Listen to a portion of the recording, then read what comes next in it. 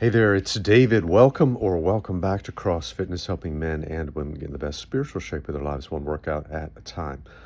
Quick thought in this video that I'm calling Who Needs God the Most?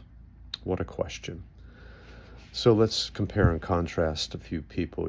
Someone, I don't know, treading water in the Mediterranean and their boat has drifted away and they're in the water and they got a cut on their leg and sharks are surrounding them versus, the guy sitting in his recliner watching the football game. Who needs God the most?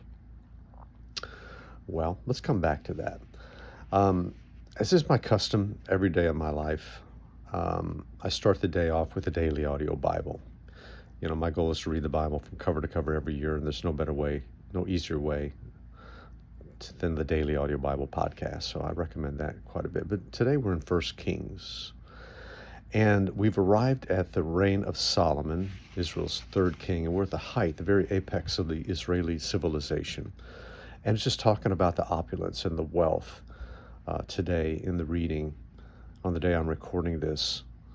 And just Solomon's wisdom, and people from all around the world, dignitaries and ambassadors and emissaries, are coming to just sit and listen to the wisdom that rolls off Solomon's tongue. And Queen of Sheba comes, and her entourage, and presents him gifts, and he answers every difficult question that she can conceive, and he sends her back with more than she gave him. And it just lists the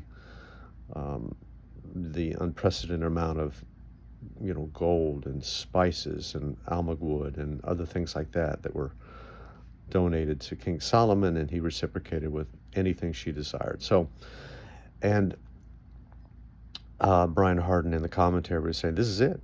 This is the zenith. This is the apex. This is the top. This is the pinnacle. This is the peak. And tomorrow, as we read in 1 Kings, we'll begin the downward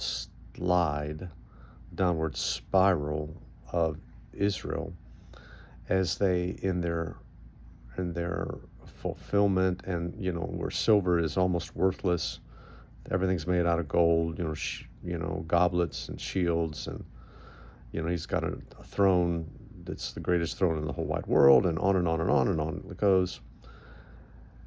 And then Solomon, and Israel, begin to forget God, and they're full, they're satisfied, they're prosperous. Things are going extremely well. And then Solomon begins to let foreign wives seduce him to produce idols and high places. And, the people are taking for granted their prosperity. And, going back to who needs God the most, that intriguing question. I would argue that we need God the most in either situation, whether we're the guy treading water, with a cut leg with sharks surrounding him, versus the guy watching TV in his recliner. They equally need God the most. Because, sure, one is in physical danger, but is that the most dangerous place we can be? The guy in the recliner could be possibly, not that there's anything wrong with watching sports on TV, but if we're lulled into a sense of self-sufficiency or pride, we can be tempted to say, I'm good, don't need to pray, don't need anything, I'm warm, I'm filled, my belly's full, I got food in the refrigerator, got food in the freezer, got food in the other freezer, in the garage, I got my attic full, got my basement full, got my garage full of my stuff, and I've rented a storage unit. I got more stuff there. In fact, I got so much stuff in my garage, I can't even park my cars there. They're out in the driveway. Got a storage building out back in the yard. And we can do this. We can allow ourselves to accumulate. And as a result, it edges out our profound need for God and reliance on His Holy Spirit for our daily bread. And so I'm just thinking in my mind as I'm listening to Brian Harden read and then comment on Solomon and the rain. And there's nothing wrong with being wealthy. There's nothing wrong with being rich. You know, if you're an American, you're rich, comparatively speaking, around the world. You're the top, like 5% or better. The point being is when we're satisfied, when we're content, we need to be watchful and careful that we aren't lulled into a place of very dangerous thinking that we're okay and we don't need to pray as earnestly or as much. We don't need to rely on God for our heartbeat and our breath and our daily bread and things like that. You know, everything we have comes as a gift from God.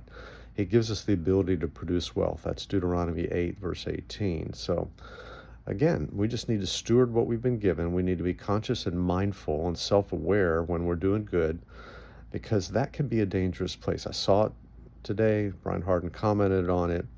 And then we're going to see the kingdom begin to implode of Israel, you know, with his sons. Solomon dies. We got Jeroboam going to come. Solomon's sons Rehoboam. They're going to be a divided kingdom. And here we go. And so, who needs God the most? Whether we're in physical danger, I get that. I appreciate that. We need God in those circumstances. But you know what? When we're safe and sound and have a chai latte in our, you know, our hands riding in, you know, our car, you know, we need to consider that's a place where we're equally in need of the steadfast love of the Lord to come to reign in our lives. So I guess that's my point. Something to think about, meditate on, chew on a little bit today. So take that into your workday. And for now, I'm David, your virtual mentor, reminding that I'm always for you. I'm never against you. Have a great day.